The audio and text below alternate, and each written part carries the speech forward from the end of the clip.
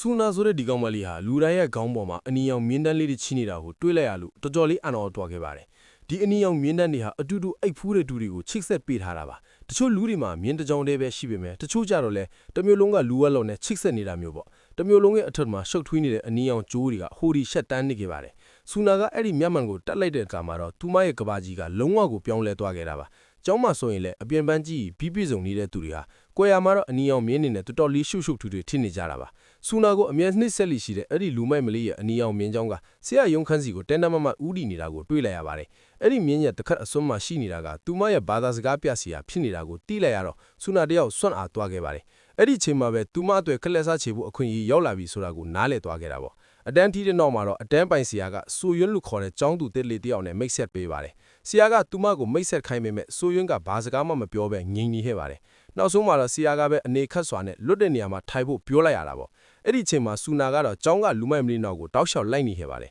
အဲ့ဒီကောင်မလေးကဆရာနဲ့တွေ့ပြီးမိုးတဲတစ်ခုတည်းကိုအထူးထူးဝင်သွားတာကိုသူမတွေ့လိုက်ရပါတယ်သူတို့မိုးတဲတဲ့ဝင်သွားတဲ့ပုံကိုရိုက်ယူလိုက်ပြီးတဲ့နောက်မှာတော့ဆူနာတယောက်အရင်ကမခံစားဘူးတဲ့စိတ်လူရှာမှုကိုခံစားလိုက်ရပါတယ်တခြားတယောက်ရဲ့ကံကြမ္မာကိုကိုယ်တိုင်ထိန်ချုပ်လိုက်ရတဲ့ခံစားချက်ကိုသူမသဘောကျနေခဲ့တာပါသူမကိုနှိမ့်ဆက်ခဲ့တဲ့သူတွေကိုနောက်ဆုံးမှာတော့ပြန်ပြီးလက်စားချနိုင်တော့မှဖြစ်ပါတယ်အဲ့ဒီနောက်မှာတော့သူမကအဲ့ဒီဓာတ်ပုံကိုလူမိုက်မလေးစီပို့လိုက်ပါတယ်ဒါပေမဲ့အဲ့ဒီကောင်မလေးကနည်းနည်းလေးမှမကြောက်တဲ့အပြင်သူမကအရွယ်မပြည့်သေးတဲ့အတွက်ဆရာပဲအပြစ်ပေးခံရမှာဖြစ်ပြီးသူမကတော့ဘာမှမထစ်ဘူးလို့တွေးနေခဲ့တာပါနောက်တစ်နေ့မှာတော့ဆူနာကအဲ့ဒီဓာတ်ပုံကိုဆရာစီကိုပို့လိုက်ပြီးနှုတ်ပိတ်ခအဖြစ်ဝမ်တန်နစ်ဆပြင်ထားဖို့ချင်းချောက်လိုက်ပါတယ်အဲ့ဒီစာကိုရလိုက်တဲ့အခါမှာတော့ဆရာတယောက်တော်တော်လေးကိုထိတ်လန့်သွားခဲ့ပါတယ်အိမ်တော်တဲ့လူကြီးတယောက်အနေနဲ့ဒီကိစ္စသာလူသိစင်ကြားထည့်သွားခဲ့ရင်သူ့ဘဝဘယ်လိုပျက်စီးသွားမလဲဆိုတာကောင်းကောင်းသိနေတာပေါ့ဆူနာကတော့အဲ့ဒီပတ်စံကိုယူပြီးဒီနေရာကနေအပြီးပိုက်ထွက်သွားဖို့စီစဉ်ထားတာပါသူမကဒီပတ်ဝန်းကျင်နဲ့ဒီကလူတွေကိုတော်တော်လေးစိတ်ကုန်နေပြီဖြစ်ပါတယ်သူမရဲ့တူရီသောဆွေမျိုးကစုံတော့ဦးလေးဖြစ်ပေမဲ့အိမ်မှာလည်းခဲလိခဲရပဲရှိတာမို့မိသားစုလိုတော့မခံစားရပါဘူး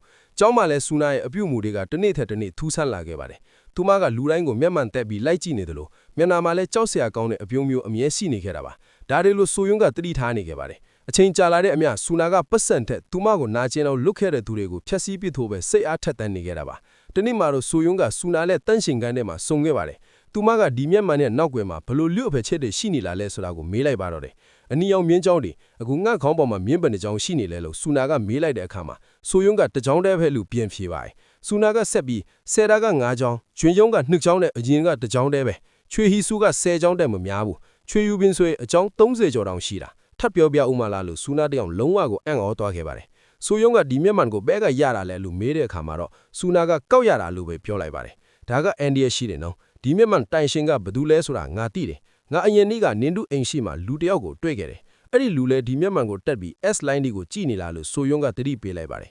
S line လာ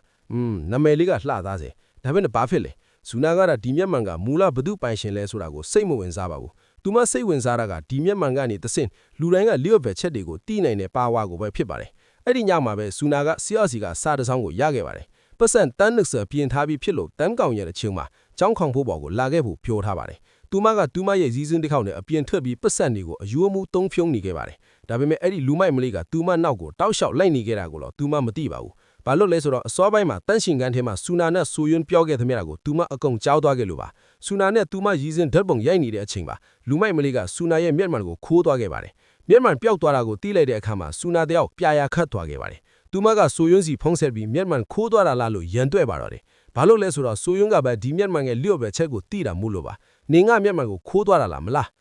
းတောက်တကယ်ပဲငါအခုကျောင်းကိုလာခဲ့မယ်အဲ့ဒီကြမှာတွေ့ကြတာပေါ့လို့ပြောပြီးဖုံးချလိုက်ပါတယ်ဆူယွန်းကတော့ကျောင်းလာဒီအချိန်ကြီးကျောင်းကိုဘာသွားလို့မှလဲဆိုပြီးစိုးရိမ်တကြီးကြံခဲ့တာပေါ့ခေါင်ကိုးပေါ်မှာဆူနာကဆရာနဲ့တွေ့ပါတယ်ဆရာကတော့တော်တော်လေးကိုနွမ်းလဲသွားတဲ့ပုံစံပါပဲကျောင်းရင်စိုးရိမ်မှုဒီကြောင့်ရက်အနေငယ်အတွင်းပါပဲပိန်ချောင်သွားခဲ့တာပါဆူနာကပက်ဆံဘဲမှလဲလို့မီးပြီးမယ်ဆရာကပြန်မဖြေပါဘူးသူကဆူနာကိုလွတ်ပေးဖို့ပဲတောင်းပန်နေခဲ့တာပါသူ့မှာခလေးတယောက်ရှိပြီးဇနီးထဲကလည်းဒုတိယမြောက်ခလေးကိုမွေးတော်မှာထက်တဲ့ဆရာတယောက်နဲ့လာစာနဲ့ဒီလောက်အများကြီးမပေးနိုင်ကြောင်းတောင်းပန်နေခဲ့တာပါဒါပေမဲ့ဆူနာရဲ့မျက်နှာကတော့ပိုပြီးအေးဆက်လာခဲ့ပါတယ်ဆရာကကျမအနိစ္စခံရလာကိုသိရနဲ့မသိချင်အောင်ဆောင်းခဲ့တာလေလို့သူမကပြောလိုက်ပါတယ်ဆရာကတော့ခေါင်းကုန်ပြီးထက်ခါတခါတောင်းပန်နေုံကလေးဘာမှမတတ်နိုင်ခဲ့ပါဘူးသူကဓာတ်ပုံလေးကိုအရင်ဖြတ်ပေးပြီးပတ်စံကိုတော့အမျက်လုံးရှာပေးပါမယ်လို့ဂတိပေးပေမဲ့ဆူနာကတော့ဒလုံးမှမယုံပါဘူးအဲ့ဒီချိန်မှာပဲဆရာဖုံကရုတ်တရက်မီးလာပါတယ်တစုံတယောက်ကဆရာနဲ့လူမိုက်မလေးရဲ့ဓာတ်ပုံကိုဆရာဇနီးတဲ့စီကိုပို့လိုက်ပြီးဖြစ်ပါတယ်ဆရာကစိတ်ပြက်အားငယ်စွာနဲ့ဆူနာကိုမေးလိုက်ပါတယ်န လင်းကအကုန်လုံးကိုပို့လိုက်ပြီးဟုတ်လားလို့မေးလိုက်ပေမဲ့ဆူနာကဘာတွေပြောနေတာလဲလို့ပြန်မေးပေမဲ့ဆရာကတော့အယူတယောက်လို့အော်ဟိတ်နေပါတော့တယ်ဆိုယွန်းကျောင်းကိုရောက်သွားတဲ့